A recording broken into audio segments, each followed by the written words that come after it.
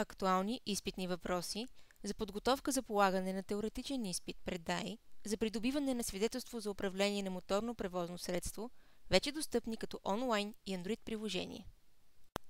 Всички въпроси и отговори, включени в теста, са изготвени в съответствие с официално одобрените от Изпълнителна агенция Автомобилна администрация изпитни масиви за всички категории моторни превозни средства.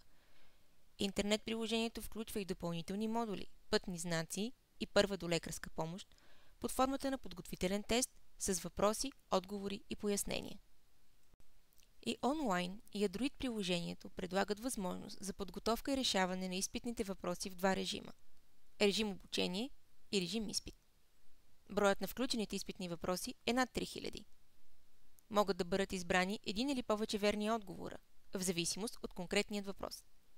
В режим обучение се предоставя възможност за проверка на верността на избраните вече отговори.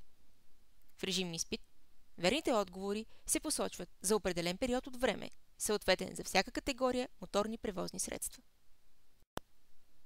Приложенията са разработени съвместно от ENBC и Шофьор.com. За да се свържете с нас по всички въпроси, свързани с приложенията, можете да използвате данните, посочени тук.